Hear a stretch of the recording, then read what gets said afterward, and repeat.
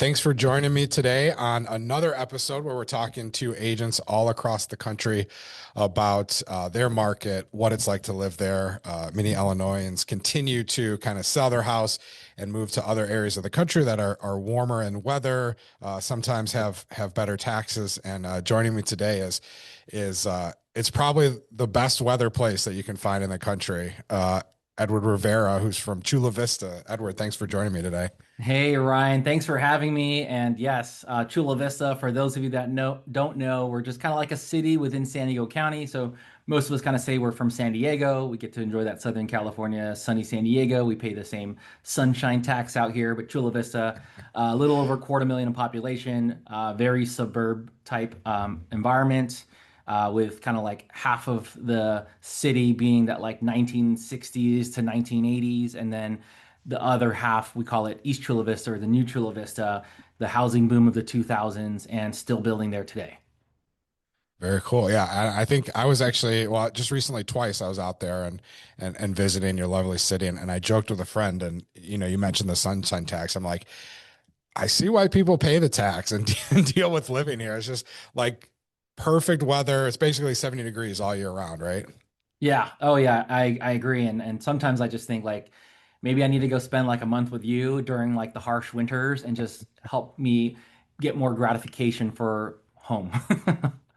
We're recording today. I think we're at 40, which is the warmest it's been in a long time. From 3 weeks ago, that's a 60-degree swing. So, Uh-huh. uh, so I was yeah, about 50 this morning when I was at the gym at 5 a.m., but like zero wind chill. So if you're yeah. getting wind chill there, I know it changes everything.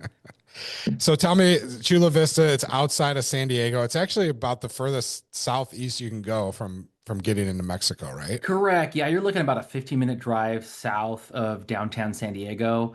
And then between Chula Vista, you'll actually see a little bit of like the city of San Diego, because city San Diego is probably one of the weirdest like city layouts because you have these like little cities within the county.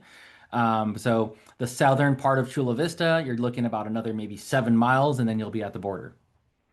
Very cool. And right up against the ocean, right? So you got, beach access, walking access. What is it like to live in Chula Vista? I mean, my experience there, we were, just right along the ocean. I spent the whole time there, but I imagine that's not like typical everyday life living there.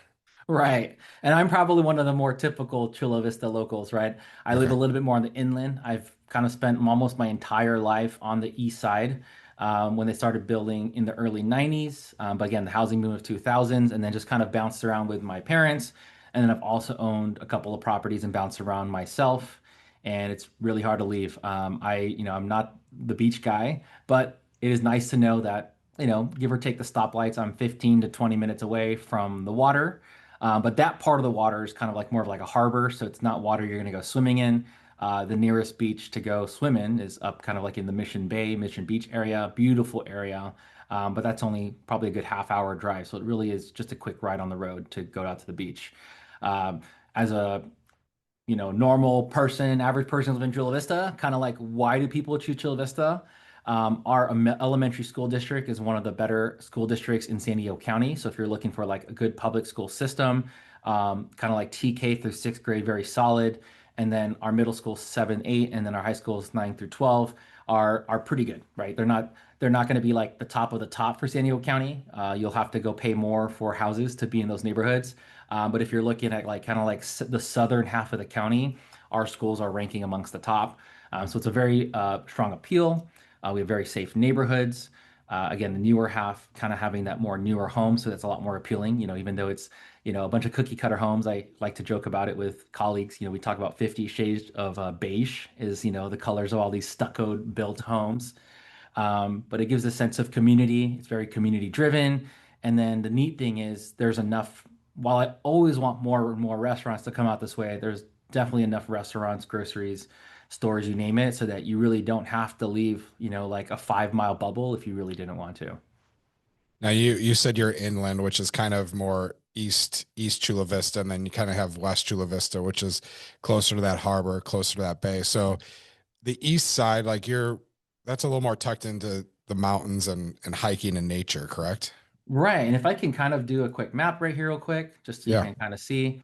So I've got San Diego County right there. You guys can kind of see the county kind of tapers off just north of Oceanside, which there's a military base, Camp Pendleton up here. And then honestly, it just goes all the way out here.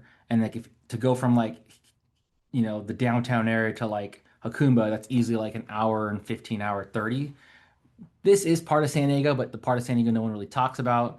This is kind of more like if I were to cut it off like that, that's kind of more the San Diego people know, and I intentionally cut off that right side.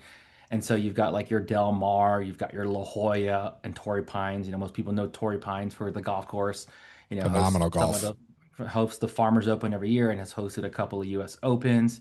There's Mission Bay, kind of I'm talking about, and then all the way here we got Chula Vista, and then this 805 freeway is kind of like a rough idea of like the new versus the old. So you have this freeway, you've kind of had communities that built heavily in the 90s, and then all of this stuff was like 2000 and up. And then our most recent master plan development is actually covering, where is it right here? All of this right here is brand spanking new. It's a community called Coda Vera. But as you see these kind of pockets, this is, halfway built. They're going to build this other half here over the next couple of years. This was another community. This is another community. These all, were, 8 to 12 years of just construction and phases. And, we've just got a lot of pockets of these, cookie cutter style homes with a vast majority of the big builders, your Lennars, your Shea Homes, and some local big builders as well. Baldwin and Sons had a lot of the land here over the years and kind of turned into this beautiful area where, if I wanted to go, this is where my office is. I'm kind of like in this area for me to go from here to here. The fastest way is to take this expressway and completely disregard all the stoplights that could easily make this a 30-minute trip on a bad day and rather just hop on and I'll probably be there. I could probably get to the water in about 15 or 16 minutes. Now, with all of these kind of being newer, especially the boom in the 90s and the early 2000s, you have it seems like a lot of subdivisions. Are there any like within those communities, are there any like downtown areas where people can go like walk around and, shop and dine, or do you have to go closer to downtown San Diego for those type of things? No, we have a little bit of that as well. One of the newer communities, I think it was probably built maybe a good 10 years ago. So just they started slowly building it probably around 2013, 14, if not 15, and are still kind of building a little bit out there. But it has a mix of kind of like your, I don't want to call them luxury, but they're definitely like the nicer, modern looking apartments. And then of course, a lot of townhomes or condos to follow. Some pretty neat floor plans there where you'll have like a 4-story building and like homeowner number one has like floors 1 and 2, and then the other homeowner has the option to take the stairs or they get their own private elevator and they've got like this penthouse on floors 3 and floors 4, which is super cool. I haven't seen any on the market in a while, otherwise I'd go show some pictures of those ones. But what's neat about that community of Millenia is being able to like literally go downstairs and either just a short walk, and you've got some retail shops there, restaurants, boutique shops, you name it. And then you've got a really big outdoor mall. It's called our Otay Ranch Town Center. It's a centerpiece of East Chula Vista. We've got farmers markets there every single week, community events, especially during the holidays. That's where you go to take your photos with Santa. And it's full of life. They're constantly adding restaurants and shops there. We recently got a yard house just in the last 6 months and continue to add more there. So you can have some walkability, but you got to have a car out here. Just to be able to get outside of your reach, you're going to want to have a car out here. And I think most of San Diego, other than like downtown living, maybe North Park, you're going to want a car in San Diego. And I think you have a couple of examples of some houses as we kind of go through on these episodes with agents across the country. So if you want to share those, you have an example of kind of entry level townhouses, a mid range, and then a luxury range, correct? Yeah, let's do that. So I'm going to pull up this first property here. This one is on Santa Alexia Avenue. So this is the community of Montecito. Actually bought my first home here as a 24-year-old in 2014 and actually bought a house in this area. This is a townhome, a house there for like low 400s, right? Go figure the times. But this one is actually like 2 streets over from that original house. So I'm very familiar with this community of Montecito. It is in Otay Ranch, which is one of the larger master plan. I mean, it's multiple communities, multiple master plan communities, but um, this townhome's a 3-bed, 2.5 bath 1,500 square feet, and a two-car garage.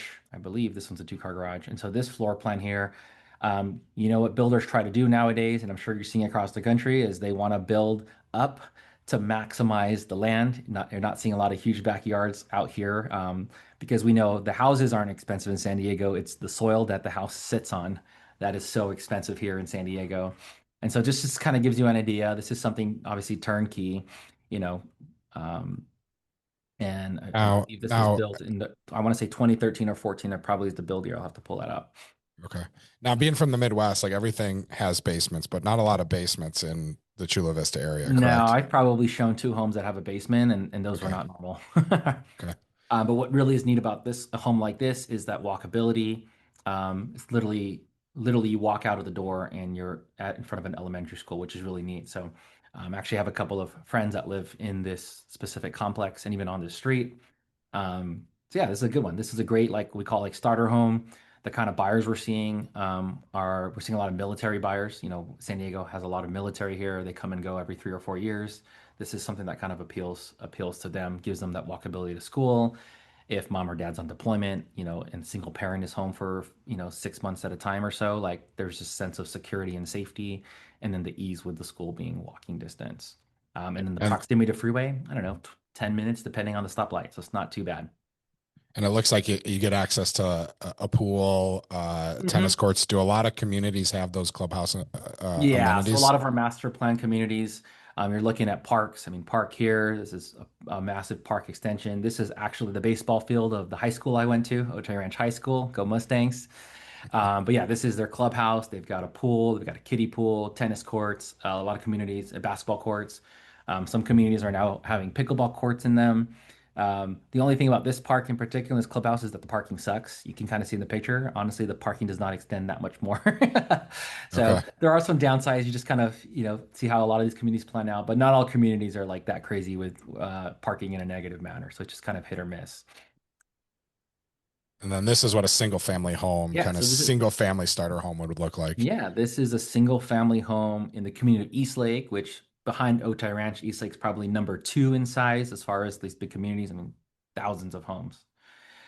This is a four bed, three bath, 2,014 square feet, so about 500 square feet more than that townhome, which also have a driveway, a front house facing garage, and of course, just being completely detached. I didn't check the year on this one, but this is probably like right around like 2004 to 2006, kind of where a lot of these were built. So before the housing crash. So I think Yeah. something stayed right. They probably didn't change those floors since they bought it, or since the original owner bought it. You can just tell by the styles. I noticed on this one it had a fireplace. Hmm. Is Are fireplaces common like here in the suburbs of Chicago? It seems like we have a lot of homes with fireplaces, but then you go to some of these other warmer climates and fireplaces aren't as popular. So is that a rarity, or do you see those quite often? It really came to the year. What we're seeing is like the homes that were built like after the housing crash, so you're like 2013s and later. A lot of these floor plans are kind of straying away from the fireplace. You'll kind of see like this picture is a really good like historical photo, right? The first thing that jumps to me other than the fireplace is the TV. Like there was a lot of these like family rooms or living Big room box TV. where they have a spot where you put your big box TV, and well, that doesn't work anymore. And this one it looks like it has a lot of depth to it. A lot of the times I see it a little more shallower, and so we're constantly having it like, okay, homeowners are like, what do I do with this? And the recommendation is to put your TV bracket here, but get the ones that have like the arm and just have it like stick out, so that there's like a gap between that and kind of brings the TV forward, in front of this kind of the crease. But this looks really deep back there. So this is definitely deeper than the ones that we normally see. But yeah, the fireplace, they had them for a while. Newer homes, they're kind of straying away from it. I know a lot of times when you go to like a new build and you start picking out options for a home, a lot of people just kind of get those electronic ones, just for cosmetic. Sure.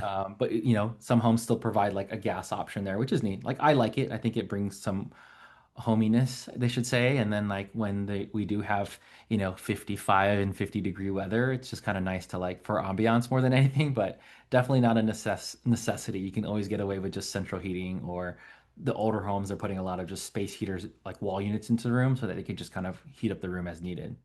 Okay. Yeah. Very nice. So And then now I we think get you that. Let's see the have, backyard on this one. Yeah, so actually this is what oh, this it's would be awesome. considered a pretty bigger size backyard, right? Like we don't get a lot Okay. of this in Chula Vista. Land is very precious on the new side, right? They want to now again they want to build more homes, not fewer homes. So this is actually a really good size home.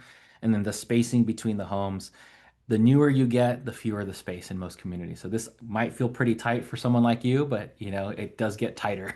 I'll tell you that. And do the backyards, do a lot of them have like full cement in the back like that, or is there It's a mix, grassy right? Some do areas? like a mix of cement and then like turf, you know, like Okay. get some fake grass in there for space. So yeah, like I don't know. I every now and then I see like full concrete for usability. I like to have a little mix of both, but it just depends on the household. Sweet. And how about luxury? All right. So kind of the higher end. There isn't very many. I think I just pulled it up and like I think there's only like two listings right now listed above 2 million in between two zip codes. So it's not very many, but that's kind of normal. You'll see like 2 to 5 listed. We are just about to enter our spring market here soon, but you know, you can see this one's been sitting on the market for 146 days. 6 bedrooms, 5.5 baths, a whopping 5,000 square feet, and probably has a pretty good sized lot. Let's take a look at this one. So going in, you've got this like courtyard feel to it. I mean, it's gorgeous. Who doesn't love the arches, the door? Like I'm falling in love with this home. I might need to go house shopping today. I'm just kidding. High It's great ceiling. windows. Yeah. This is nice. Yeah, I love the windows. Love who doesn't love natural light? Very clean. Yeah, so this is kind of like your living room. Yeah, so that tile's probably been there for a very long time. We don't see that very common. We see a lot of LVP. It's very common, right? I don't know if that is in your market, but LVP is probably Yeah. the number one used flooring in remodels. Do you guys get a lot of carpet? Like I've noticed in some of the warmer states, it's like either all LVP or all tile flooring. It's a Maybe they good don't mix. use carpet as much. It's a good mix. I typically see your kind of your LVP or hard flooring on the downstairs, and then on the stairs, that tends to be where they put carpet going upstairs. Like most homes are putting Okay. carpet upstairs. Um, a lot of because a lot of them were kind of like, you know, you have builder options. They kind of stick with those standard options, or you know, maybe they'll upgrade the carpet upstairs. I'm not seeing a lot of like LVP up and down, though Okay. you will find it, and buyers do like that, but I don't see it too often. And I think usually it's because of probably because of cost. People are always trying to find ways to save money here. You know, I don't know how like in your market, but here I think you know, the average person is always finding ways to save money and cut costs because of our higher cost of living. So let's say I'm moving into the area and one of my requirements is I gotta have a pool. You know, I love that. Hmm. That Yeah. outdoor kitchen. That's like my dream outdoor kitchen. A Every dirty house I or outdoor see. kitchen. Yeah. Hmm. Yeah, outdoor kitchen. That other one you had the outdoor bar, just yeah, outdoor space. Hmm. Um, but let's say I'm moving into the area. I want to have a pool. Our pool is common in your area, and then like what does my budget need to be to have a Yeah. pool Yeah. in the They backyard? are. You know, Okay. it depends, right? If you're looking for a house in kind of our West Chula Vista, which is our older Chula Vista, your 1960s, 70s, 80s, you know, and let's say the home was remodeled and then has a pool that was built years ago and maybe they recently resurfaced it.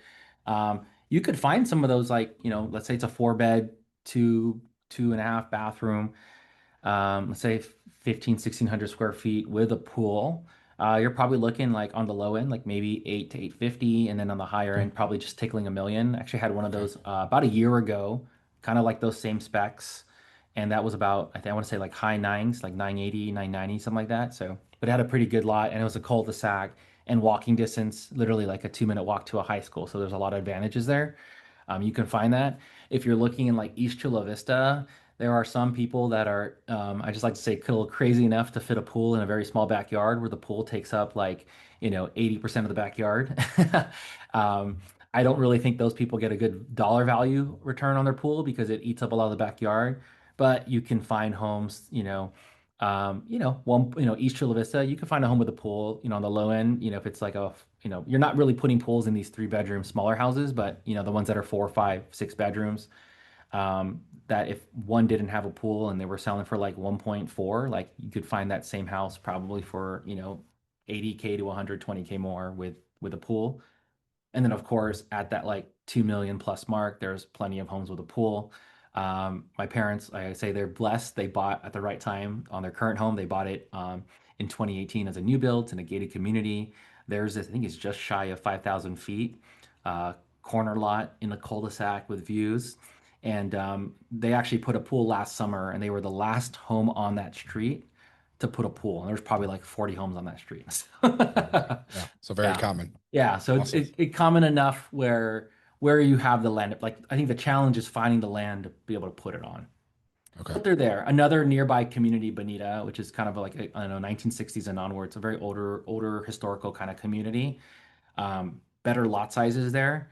It's a lot easier to get a pool out there. And the Yeah. property taxes tend to be better there too because the homes are older. They don't have a lot of the Melrose taxes that we have in East Chula Vista. When if someone's considering moving to Chula Vista, like what are a few things that they should know about the area, or maybe that a lot of people get surprised about if they're new to the area? Right. One, you've got to understand commute. So depending on where work is, to really understand the traffic patterns. We are south, so morning commute going north sucks, and coming home sucks. And the best way I tell people to do it, other than speaking my experience and knowing traffic, is to just go on like a Google Maps and pick a random day of the week, like a Tuesday afternoon or Tuesday morning, and see what the traffic patterns look like. And then you get like a nice range. Just plan for that like top of the range. So you're always kind of expecting like what's the worst that it could be on most days and understand the traffic patterns. Two, it's funny, I get this a lot, more than I thought I could ever imagine growing up here is people kind of like, aren't you scared to live there because we're so close to Mexico? And the reality is like, I'm not, like there's, it's not something that we see or even see on the news every day where like there's issues that are coming in there. Yes, I see Border Patrol pretty regularly on the road, if that helps.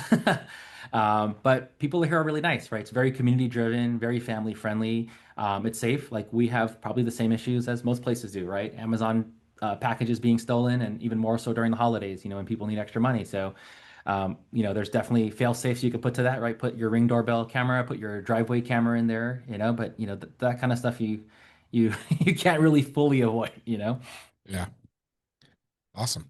And so you mentioned commute. So people living in Chula Vista, like where are they commuting? Are they going to San Diego for work? Is that typically the pattern? Yeah, so I would say, I can't say majority, but the most common destinations for work, downtown San Diego, which without traffic could be there in about 15 to 18 minutes. Um, that probably, if you were to leave during like the peak of rush hour, could easily take about 40 to 45 minutes, right? So tripling the time there. Mission Valley, which is kind of like central San Diego along the 8 freeway. There's a lot of offices and businesses out that way, similar time to downtown. It's going to take you what could normally take, that's probably normally about 20 minutes, 20 to 25 minutes normally. And then you're probably looking at like 40 to 50 minutes to get that way. And then La Jolla has some jobs, but I guess more prominent would be UTC, so the University Town Center, which is just northeast of La Jolla. And then north of that is Sorrento Valley, and that's kind of like our little tech hub. A lot of biotech companies, a lot of telecom companies. We have Qualcomm out there. Those companies are out there. And commute times to there, like you're easily like an hour plus during rush hour. So um, while we do have people in Chula Vista that work all the way up that way, a lot of them try to move a little bit closer if possible because that commute can be pretty grueling. The thing is, when you want a home that's closer to there, now you're paying a lot more for the same thing. Very cool. Well, Edward, thanks for joining me today. We'll put your contact information in the YouTube description below. And if anyone's looking to move to Chula Vista, I'm sure Edward will be happy to help you out there. Sounds good. And I like to say, like, if there's any part of San Diego, either I can connect you with someone there, or if you're in that southern half of San Diego, I pretty much service the entire county. I also just want to be very honest with you and your client so that we're not doing a disservice to them if it is actually too far out of my way. Awesome. Thanks for joining me today. All right. Thanks, Ryan. Thanks for having me.